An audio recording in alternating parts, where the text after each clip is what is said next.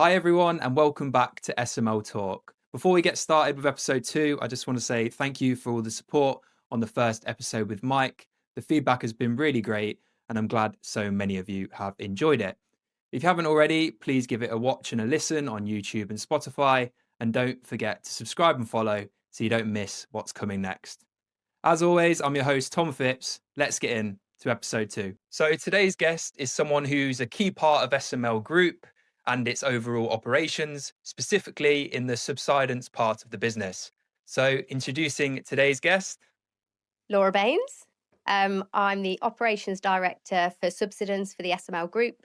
I've been there for 5 years, so not a huge amount of expertise in subsidence, but operations, that's the value that I bring to the business. It's great to have you with us, Laura. It's also good to get a representative from the SML Group on one of these early episodes. As you mentioned, you're the Operations Director for the subsidence part of the business. It would be great if you could just talk a little bit more about sort of what that involves. Yeah, so as an operations director for the business, it, I feel like when someone asks you sort of a higher level within industries and business, what you do on a day to day, it's very varied and hard to quantify, actually putting a list down of exactly what I do.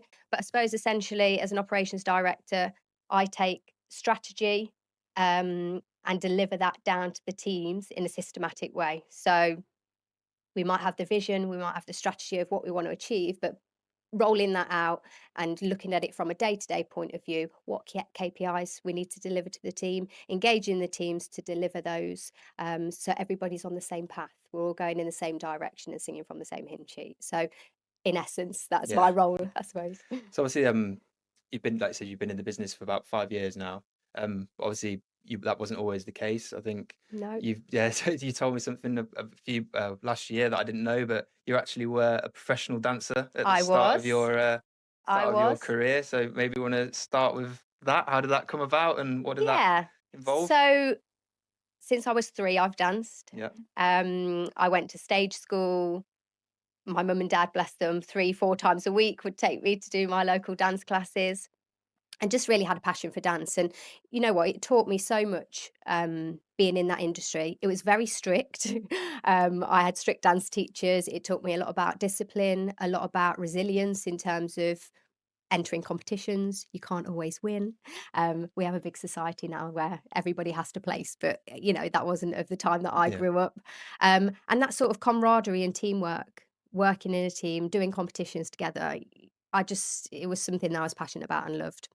Educationally, I was, well educated. I got good grades in my GCSEs, and then I told my parents that I wanted to be a professional dancer, which my dad was, on board with. Yeah. However, he stuck with the facts that he wanted me to get some sort of education behind me. So I had to go to night school to do English literature, A Oh, nice. levels. I also did A level in dance and A level in graphic design, which is probably why I'm so particular on certain things. And you'll know this, Tom, Yeah. because you head up our marketing team for the SML Group, and we work together closely. And there's a lot of back and forth where I say, "Oh, not quite Yeah. this. Could this move? Could that move? Can we just titivate this a little bit?" So I think that's where I get that from. And then, yes, I did that for 3 years and then auditioned, moved down to London when I was 18, auditioned for a dance company, got into a dance company and started traveling the world and touring Mhm. doing that. So I think it's crazy to think at the age of 18 that I was doing that, because I think about my girls growing up and letting them go and be Yeah. free and go into a different country. China was my first contract. I went to China for 3 weeks. Crazy. And I think that, for my parents to let me go and do that, I'm not sure how I would feel about it in this day and age. So yeah, that's where my dance career went, and then I moved back to Leicester due to medical reasons after about 7 years in the dance industry. Um, I then met my partner. We got a house together very quickly, and I thought I need to get a full-time job. So I'm from Leicester, but our local, it was called the Shires at the time, our local sort of retail park had just extended into what they call the High Cross now. And a retail brand was in there. I was just dropping my CVs here, there, and everywhere. Yep. And they called me the next day and said, "Could you come in for an interview?" So I went in for an interview there. And they called me back straight away on the same day and said, "We'd like to offer you the job." So that's how I started my retail career. And very quickly, I just knew that I wanted to do more than just be a Yeah, sales for sure. advisor on the shop floor. I wanted to move up in management. I kept my distance in terms of team. And I thought, if I want to manage this team, it's going to be an easier transition for me if I don't get too involved in all the nights out Yeah, and yeah. all of that side of things. And don't get me wrong, I did engage in that. But I knew that I wanted to do something more. So it was really funny. I was given a department, so let's say the shoe department it was at the time. So I was given that, which gave me full autonomy to do what I wanted to do within the store, which you don't really get a lot in that sort Yeah. of environment. So, it taught me about profit, sales, KPIs, hitting targets, stock management, loss prevention, all this sort of things that then was transferable to higher management positions. Mm. So eventually I went into brand manager positions, store manager positions, and then operational manager positions as well in some of the flagship stores. So yeah, that's how my Yeah. retail career. So obviously a lot of those, like you mentioned about those managing of teams as well. Obviously in the role you're in now at SML Group, you're looking after the teams, sort of driving performance as well, and trying getting the best out of them. And that's probably the same when you worked in retail, wasn't it? Of sort of squeezing every last bit from the team of, but also creating a good environment Yeah, for success. exactly the same in terms of transferable skills. When I joined this industry, I'm quite open about vulnerabilities. I don't mind discussing vulnerabilities, but I don't have experience in subsidence, um, only over the last 5 years. So I haven't got 25 years under my belt like some of the other expertise we have, but I'm surrounded by those sort of people Yeah. within the group. And some fantastic people that bring that to the table, but that's not my bag. That isn't what I bring. The operational direction is what I bring, the processes, Yeah. handling of the people, managing of projects, managing of profitability. There's a lot of P's there. Yeah. But yeah, that's sort of my day to day, really. And it keeps me very busy. Mm. Especially now with what we mentioned with Mike on the previous episode about obviously the surge, and obviously last year with how instructions have like plummeted or skyrocketed, Yeah. and so like the demand on the teams is much higher. How have you like sort of navigated that with the team, and how have you sort of found that like getting Yeah. through it? It's very busy, and this really is the first surge that I've been involved in. We had a surge back in 2022, but I was pregnant at the time, so I just broke up in October Yeah. 22 when instructions were, influxing, coming in influx. So it's the first, yeah, proper surge that I've actually been here and involved in. I wouldn't say, like Mike had suggested on the previous podcast, it's not an outstanding surge that Yeah. they've ever seen. It's felt quite manageable, but we have as a group built processes and an infrastructure behind us that actually we can manage it pretty well. For sure. And it's not felt too overwhelming. But it's challenging. It is challenging Mm. because we have a lot of people to Yeah. manage. There's a lot of things going on. We have aggressive buy and build strategy within the group. So we're always looking at acquisitions. So there may be new business that's coming into the fold whilst we're trying to do a Yeah. surge that then we have to integrate, and that's something that falls with myself. So yeah, it's always very busy and lots to juggle. We talk about plates and spinning Yeah. plates, and For sure. if you think about a juggler, it's got all of these plates and he's spinning them. It's making sure that the one doesn't fall and smash because you've taken your eye off it, and that comes down to the team that you've got underneath you. No, definitely. And I think as well, as we touched on at the start about like the group works across so many different industries and provides so many different services. It's like it's not just going to be one service. You're going to have to work alongside fellow colleagues, other operations directors within the business Yeah, to make sure we're delivering the best outcome for the client. So, yeah. and also you said about like the streamlining of process. What do you think that's one of the most important things when it comes to dealing with like I don't know, dealing with the high volume of claims and things like that? 100%. And it's so easy. And I think this is something as an industry that we fall down on. We go into a surge and everybody's very busy and they take their eye off the end goal, which is the customer and Yeah, improving things for the customer. It's about actually, okay, tunnel vision, we're in it. We need to do it. We need to, succeed, and we need to get these claims in the door and dealt yeah. with. But actually the problems come at the tail end of that, when we're not closing claims as Hmm. quick as we want to, we're not communicating with the customer as much as we should be, in my eyes. Um, and innovation and systems and developing new things has to continue whilst we do the day to Yeah, day for of sure. surge. So that's something that we're quite proud of, and it doesn't take. it does take a lot of energy, and it does take a lot of thought to do these things. And I can understand why it happens and why we just get very tunnel visions. But, you know, open it a bit wider to the peripheral, see what's going on, and try and improve and spot opportunities. And I think that's something as a group that we're huge about. You Yeah. know, we have feedback for customers and policyholders to let us know from our part to play, how are we doing? And we take that feedback and we take action against that Yeah. feedback. It's quite easy just for, you know, people to get the feedback and think, okay, that's fine, but do nothing with it. So we're proud that we do that. Also, from a team point of view, you know, that we've got a feedback platform Yep. for our teams to Mhm. let us know, you know, how are they feeling? Have they got any improvements that they want? They get these sort of questionnaires every week of 5 questions that give us an insight to how they're feeling and what changes that they'd like to make. And we take action against that. Yeah. So I would describe myself as a very proactive person. And I think that's something that everybody should be. And when we're in surge, it's very common to be reactive Yeah. over situations because you're in it already. But taking a step back and thinking, okay, how can we proactively approach something and change and make change that doesn't damage what we're trying to do? Yeah. We've still got to do the day to day, but it's all about that building of infrastructure and systems and processes.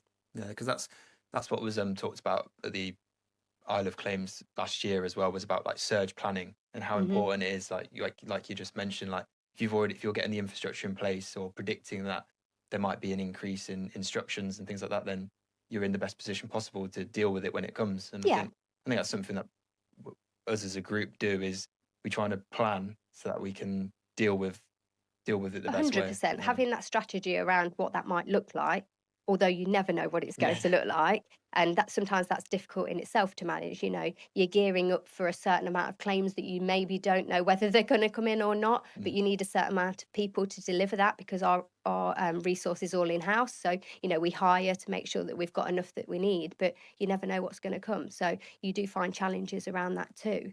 Um, but yeah, being proactive and having that plan in place is great. But what comes at the end Yeah. of it, who knows? And I think with this surge as well, we've had an influx of claims as we would usually see that pattern. However, it's been a bit of a longer tail. We're still continuing to Mhm. get those claims come in because of how hot the season was last year and how hot it stayed and how dry it stayed till the end of the year, really. Again, Mike touched on it on the last podcast, but the rain from January Yeah. has been heavy and we've seen an unprecedented amount of wet weather. But prior to that, we hadn't. So, yeah, again, you just don't know what's coming around the corner and you plan and be proactive as much as you can to the best of your No, ability, definitely. but also then being reactive in the situation to be able to deal with the situation too. So obviously, as an operations manager within like the subsidence industry now, what do you think from like your perspective needs improving or changing within the industry to make it a bit more better and a bit more streamlined? Obviously, I talked about, you know, how tunnel vision we can be during surge periods and not innovating and not stepping back at looking those processes. But there's some fantastic suppliers like ourselves, you know, there's fantastic suppliers out there that provide a service to the clients and have their part to play and do a really good job at that part to play.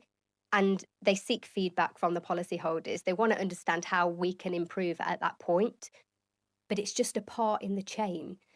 And the chain needs to be filled Yeah. and we need to highlight to the customers, you know, we need to communicate along the way because I think we just forget so easily that there's an end person, a Yeah. customer, a consumer at the end of it that's had damage to their house, that doesn't know what's going on.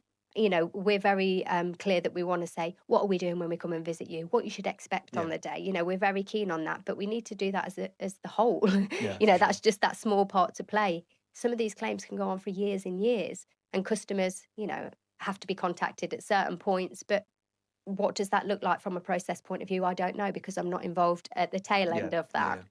Yeah. But bringing it all together and making sure that all those parts that everybody is playing, the customer is aware of that, and it all comes into one hub that they get visibility on. So yeah, I think that's the end game really is getting identifying quicker, Yep. finding a pathway and making the right pathway, communicating along that way with the customer and what to expect, and getting better outcomes for consumers. So now we're in that part of the podcast, which is our little segment called A Hill I'll Die On. It's when I ask the guest like a business belief or industry belief that they will stand by no matter what. So Laura, what is your hill I'll die on? I mean, I've probably got a few, but if I was to narrow it down to one, I think we've touched on it, but people are just people, regardless of whether they are employees, customers and policyholders, whether they are clients. Everybody just wants treating the same way. And it doesn't matter. That whole sort of hierarchy of what your part to play in it doesn't matter. You are just a person at the end of the day. So treat people with humility, be very clear and communicative with people, and ensure you lead with kindness and empathy. Yeah. So sort of just putting you on the spot here, and obviously we said about the teams and SML Group. What do you think like the best quality is as a manager to get the best out of the team?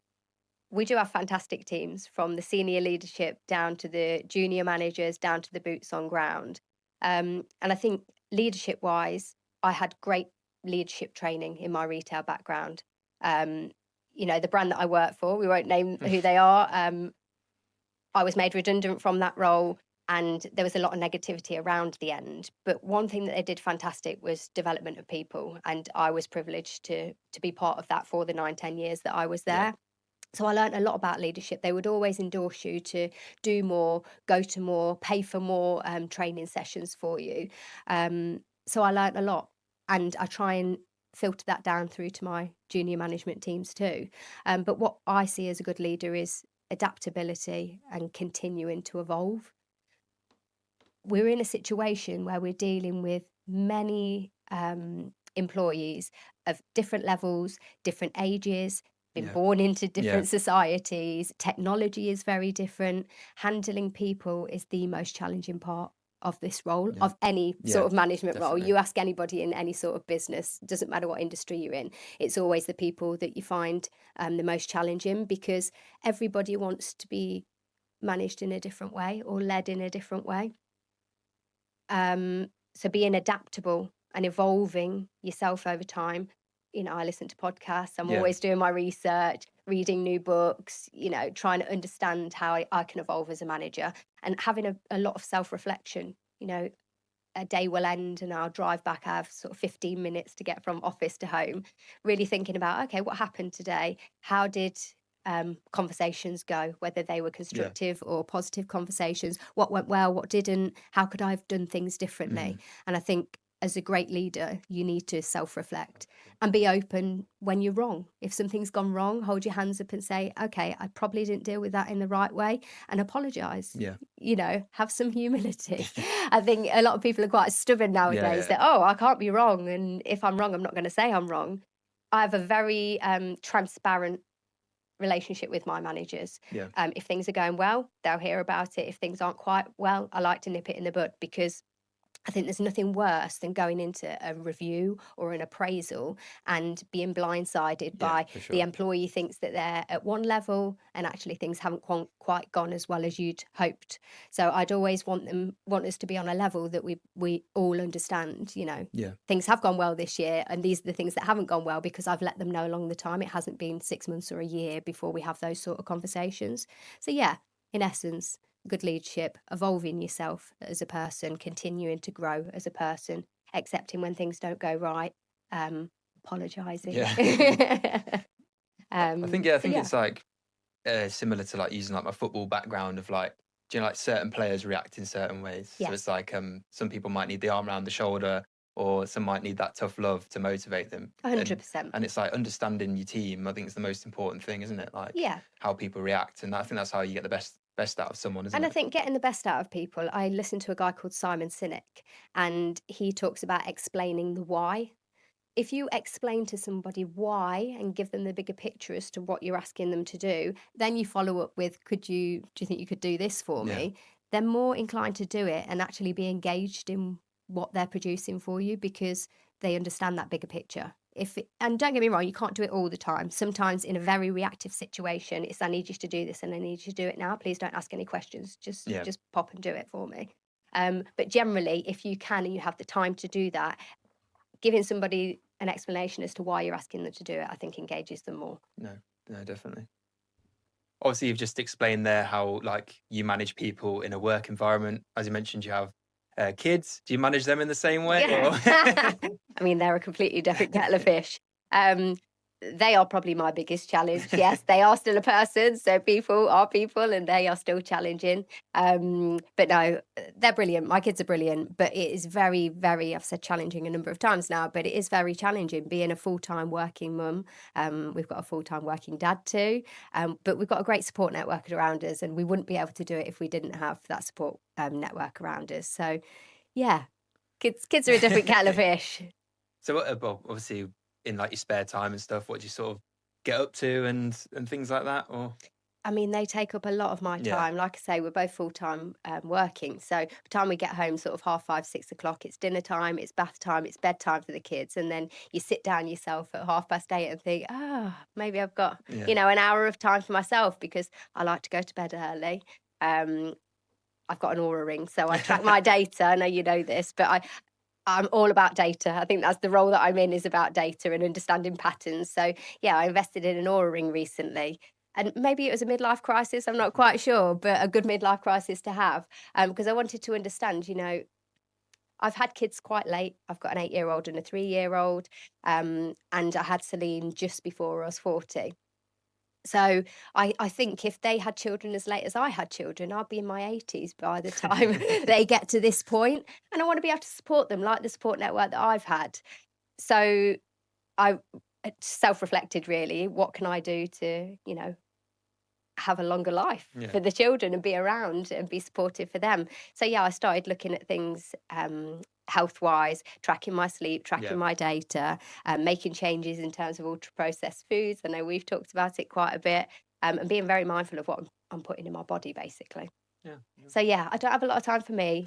I'd say an hour a day probably. Like this morning, for example, comic relief. Yeah, So the kids got to take £1.50 in school, no school uniform. They want red putting in their hair, so yeah. I've had to plait all the red hair. We've got up at 6 o'clock this morning, take a red snack. I've done a full day before I even sit down Yeah. in the office. So yeah, I generally get to the office. It's sort of 9:15, sit down and just Yeah. decompress, if I'm honest, Well, from the morning. we've got comic relief this afternoon in the head office, We so have. with some cakes and stuff. So Yeah. it doesn't stop, Laura, does it? It doesn't stop. No. It's that 15-minute drive on the way home. That's your bit That's of my peace, time. isn't it? That's my bit of peace and quiet. And then that hour before bed, before you get your night's rest, and it all starts again Yeah. at 6 the next day.